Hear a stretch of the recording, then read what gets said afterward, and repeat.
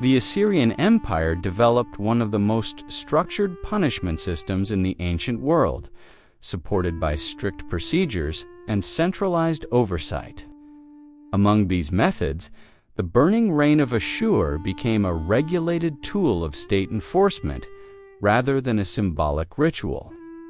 This video examines the rise of King Ashur-Enlil, the technical structure of the Burning Rain punishment, and the administrative pressures it created across the empire. Before we begin, make sure you subscribe and hit the like button so this video reaches more history fans. Your support helps us continue exploring more content like this. Let's get started. King Ashur-Enlil emerged during a period of territorial rivalry in northern Mesopotamia. Assyria was expanding through organized military reforms and administrative restructuring. His ascent reflected a shifting political order shaped by strategic alliances. Ashur-Enlil belonged to a line of regional governors who gradually gained autonomy. His father administered border towns that monitored trade between river routes. The family's influence increased as they secured tribute from smaller settlements. His rise began with appointments within the provincial court. He managed agricultural inventories, recorded land ownership, and oversaw irrigation repairs. These responsibilities allowed him to strengthen ties with senior officials. The transition to kingship occurred after a dispute over succession. Multiple candidates competed for the throne following the previous king's death. Ashur-Enlil gained support through bureaucratic endorsements rather than military coercion. Upon coronation, he introduced reforms designed to standardize tax collection. These reforms emphasized proportional crop levies and livestock counts. The system reduced inconsistencies that caused tension between administrators and farmers. Ashur-Enlil expanded the royal archives to record treaties and land grants. Scribes documented agreements with border chiefs to stabilize trade. This administrative expansion gave the kingdom a more organized governance framework. His early reign prioritized agricultural sustainability. He promoted canal maintenance to regulate water distribution. Canals supported barley production, which formed the foundation of the regional economy. The king also restructured corvée labor. Villagers were required to participate in seasonal state projects. This system strengthened infrastructure without destabilizing local populations. Ashur-Enlil encouraged metalworking advancements. Bronze tools and weapons were produced in larger quantities. Increased production supported both civilian and military needs. His authority extended across newly absorbed territories. These territories were governed through appointed overseers who monitored tribute. Standard measurements and weights ensured consistent evaluation of goods. Ashur-Enlil reinforced economic stability through trade with neighboring states. Merchants exchanged textiles, grains, and metals for timber and stone. These resources were essential for construction and tool-making. He commissioned administrative centers to regulate commerce. These centers recorded shipments and maintained storage facilities. Their presence ensured that trade routes remained reliable. The king invested in religious institutions as part of his governance strategy. Temples received provisions for rituals that aligned political authority with divine sanction. Priests served as intermediaries between the palace and local communities. Ashur-Enlil ordered renovations of temples dedicated to Ashur and Ishtar. Renovations included new courtyards and reinforced columns. These structures symbolized the stability of his rule. He encouraged annual festivals that unified rural and urban populations. Festivals involved offerings, processions, and standardized recitations. They reinforced collective identity across the kingdom. Military organization under Ashur-Enlil focused on efficiency. Units were divided into specialized groups for scouting, infantry duties, and chariot operations. Regular training ensured readiness during border disputes. The king expanded fortifications along vulnerable frontiers. These fortifications consisted of watchtowers and earthworks. Their function was to detect early threats and protect trade routes. Campaigns conducted during his reign aimed to secure resource-rich regions. Armies targeted areas containing metal deposits and fertile valleys. These campaigns increased the kingdom's economic resilience. Ashur-Enlil maintained diplomatic contact with neighboring powers. Correspondence recorded exchanges of envoys who discussed trade obligations and boundary adjustments. Diplomacy reduced the frequency of military confrontations. He supported artisans who contributed to cultural development. Stoneworkers carved reliefs depicting administrative events rather than battles. These carvings preserved records of economic and social activities. The king also supervised construction of granaries to preserve surplus crops. Granaries protected stored grain from seasonal fluctuations. Their distribution reduced the impact of droughts and ensured food availability. Ashur-Enlil promoted standardized record-keeping across rural districts. Clay tablets documented births, harvest totals, and livestock numbers.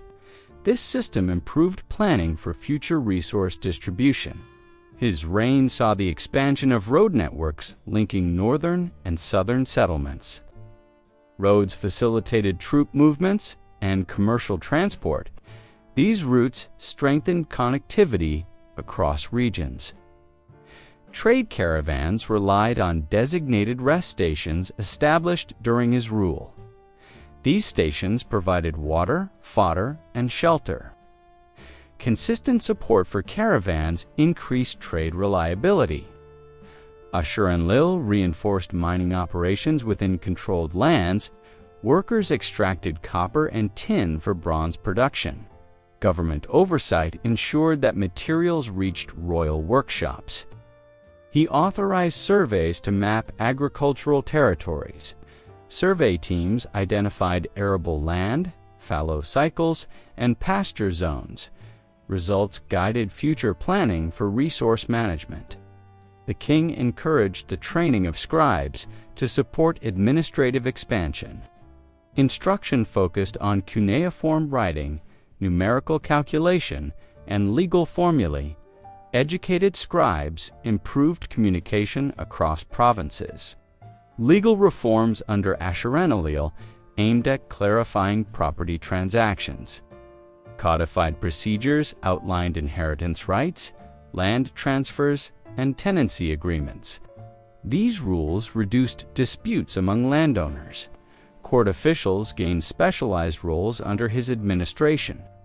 Some supervised water distribution, while others managed livestock registration. This division of duties created a more efficient bureaucracy.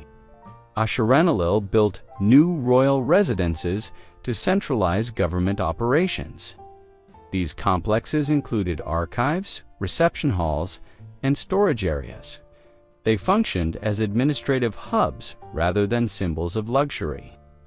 He encouraged the development of marketplace regulations. Inspectors monitored scales, quality of goods, and fair pricing standards.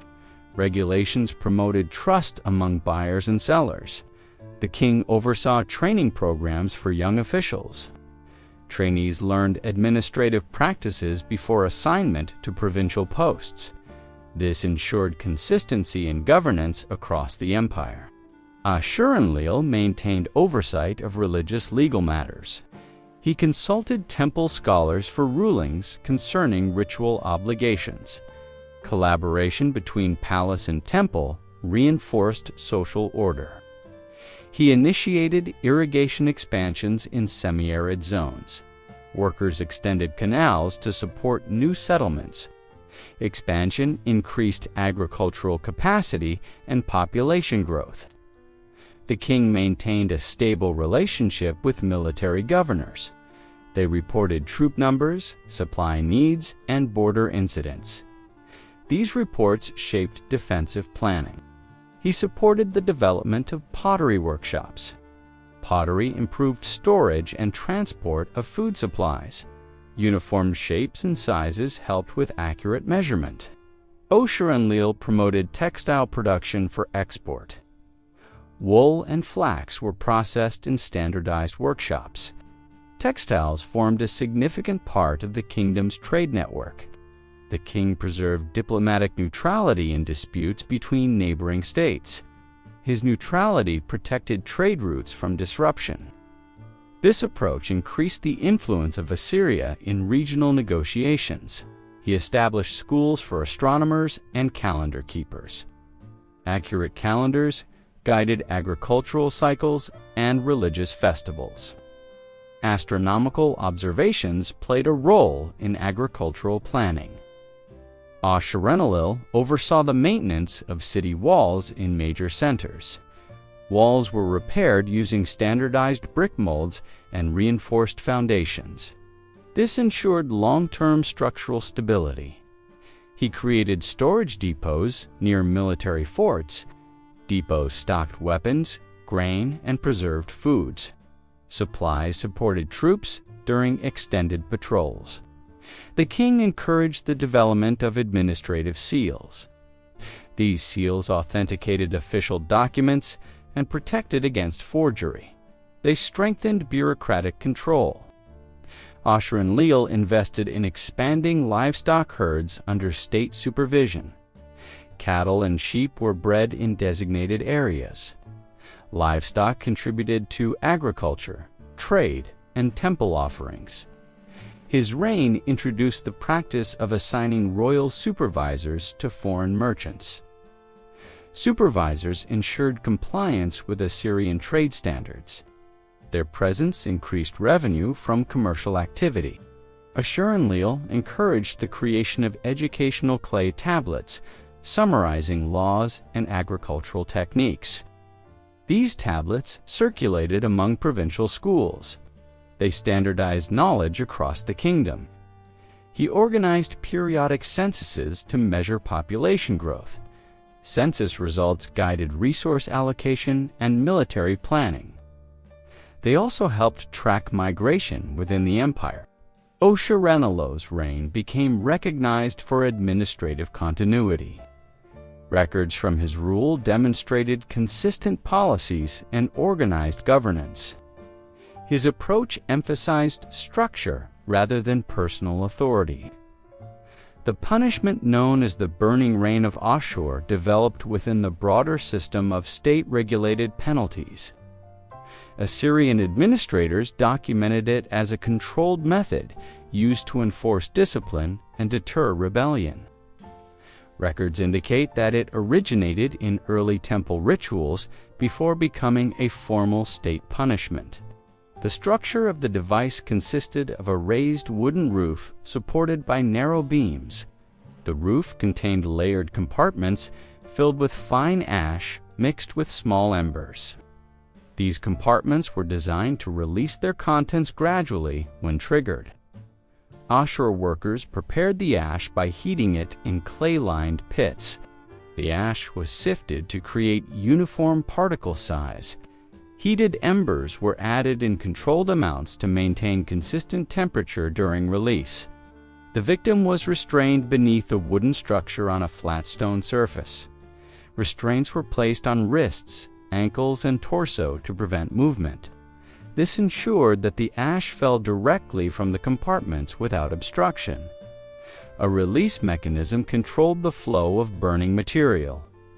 This mechanism relied on wooden slats tied with rope. Pulling specific ropes opened small gaps that allowed the ash to fall in measured quantities. The punishment aimed to create sustained exposure rather than immediate injury. Slow release allowed officials to monitor breathing patterns and physical response. The method emphasized prolonged suffocation through particulate density rather than open flames.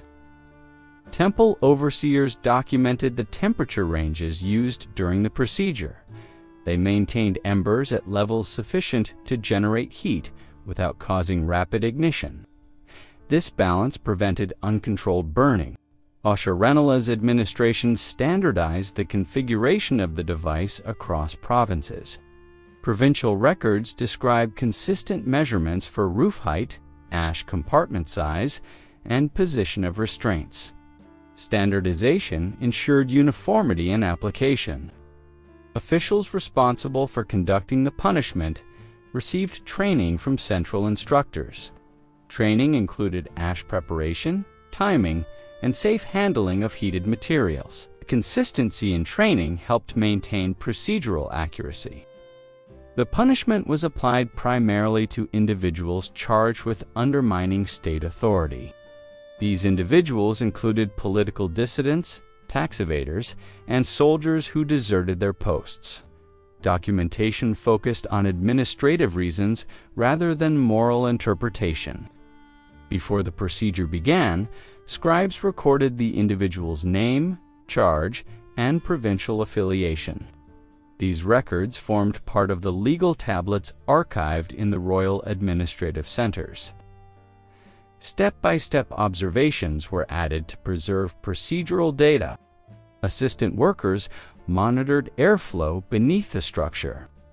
Small vents were adjusted to regulate the rate of suffocation caused by the falling ash. Adjustments ensured the process followed established guidelines.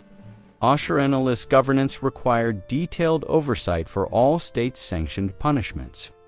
Inspectors visited provincial sites to verify that the device matched the required design. Their reports included evaluations of materials, craftsmanship, and ash quality. The ash mixture varied depending on regional availability of wood. Some provinces used cedar remnants while others used tamarisk. Officials ensured that each wood type produced ash with comparable particle behavior. A supervising official determined the duration of each session. Duration depended on administrative rulings and severity of the offense. The objective was to maintain procedural alignment with recorded legal standards. Medical attendants were present to observe physical changes. Their role was not to offer aid, but to document breathing intervals, coughing frequency, and muscular tension. These observations contributed to administrative records. The state considered the punishment a logistical process rather than a moral judgment. Each step followed written protocols that emphasized order and predictability. Deviations from procedure were subject to investigation. Some documents describe experiments conducted to refine the method. Trials measured the rate at which ash compacted in compartments. Results helped workers improve storage techniques to prevent clumping. The wooden structure required frequent maintenance. Workers inspected beams, replaced worn slats, and checked for moisture that could affect ash flow. Maintenance logs were attached to the broader punishment registry. Local governors reported the number of times the device was used. Reports included dates, charges, and procedural notes. These reports were forwarded to the central archives in the capital. Ashur-Enlil allowed temples to assist in ash production. Temple workers possessed experience handling heated materials due to ritual practices. Their involvement contributed to the consistency of the ash mixture. Clay tablets describe the atmospheric considerations of the process. Officials avoided performing the punishment during strong winds to prevent ash displacement. Calm conditions ensured that the falling material remained contained. Guards maintained order during the procedure. They stood at designated points to secure the area and prevent unauthorized viewing. The event was treated as administrative enforcement rather than public spectacle. The falling ash formed a dense layer around the restrained individual. Officials measured the density using simple visual markers placed nearby. These markers indicated whether ash release was occurring at the intended rate. The embers mixed into the ash provided sustained heat without direct flames. Heat contributed to respiratory strain. This aspect of the process required precise temperature control to comply with documented standards. Provincial carpenters were required to follow exact blueprints when building the device. Blueprints included measurements for beam spacing, compartment width, and vent placement. This standard design allowed inspectors to judge whether the device met centralized requirements. Records show that the punishment was not applied indiscriminately. Administrative guidelines restricted its use to specific categories of offenses. Governors needed approval from designated officials before conducting it. Complex communication ensured the process followed central oversight. Messages were transported between provinces and the capital through trained couriers. Couriers delivered procedural updates and amendments issued by the royal court. The device was stored in secured enclosures when not in use. These enclosures protected the structure from moisture and wind damage. They also prevented unauthorized tampering. Workers used specialized tools to load the ash compartments. Shovels with narrow edges allowed precise distribution across compartments. This prevented uneven weight that might disrupt the release mechanism. Scribes documented cleanup procedures following each session. Ash was collected, cooled, and disposed of in designated pits. This ensured clear separation between administrative processes and daily activities of the settlement. The process reflected the broader Assyrian emphasis on administrative structure. Every stage of the punishment required recording, supervision, and inspection. This reflected the kingdom's focus on controlled governance. Punishment sessions began only after officials confirmed the device's readiness. Checks included rope tension, ash compartment stability, and ember temperature. These checks were documented as part of procedural protocol. The individual conducting the release mechanism held a specialized title. This role involved precise control over timing and quantity of ash. Released training for this position emphasized accurate repetition of each step. Officials measured completion of the procedure based on cessation of movement and breathing. Once confirmed, records were sealed in clay tablets. These sealed tablets were stored in provincial archives for long-term reference. Ashur-Enlil ensured that the application of the punishment aligned with the administrative identity of his reign. He emphasized consistency, documentation, and adherence to protocol. This integration supported the state's broader system of regulated authority. The Burning Rain of Ashur became one of several standardized punishments used across the kingdom. Its structure reflected the administrative priorities of uniformity, order, and central oversight. Provincial officials implemented it as a controlled mechanism rather than a symbolic act. The method remained closely tied to the bureaucratic environment established during Ashur-Enlil's governance. Its procedures appeared in training tablets used by new officials. These tablets ensured continuity across generations of administrators. As documentation expanded, the punishment's procedures became increasingly refined. Adjustments focused on improving consistency, structural durability, and record-keeping. These refinements aligned with the overall administrative evolution of the kingdom. As the use of the Burning Rain of Ashur expanded, provincial officials experienced increased administrative duties. Documentation requirements grew as scribes recorded procedural details for every session. This diverted staff from routine tasks such as tax updates and land assessments. Governors submitted reports noting slower progress in agricultural surveys. Survey delays affected irrigation planning and seasonal crop distribution. These disruptions required more oversight from central administrators. The maintenance of the punishment device created further resource strain. Timber, rope, and ash preparation demanded continuous supplies.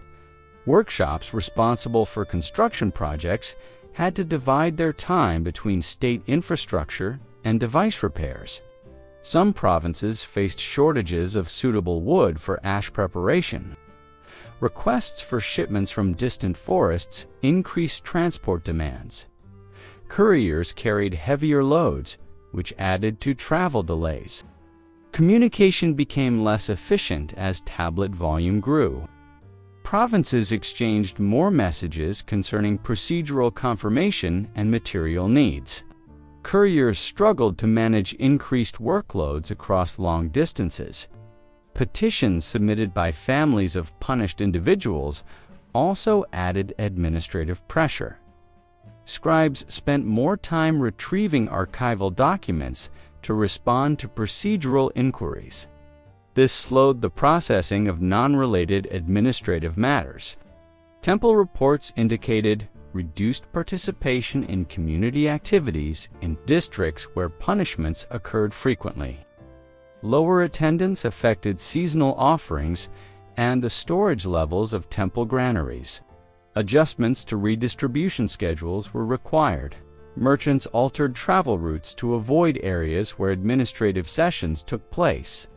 This reduced traffic in certain markets and influenced pricing patterns.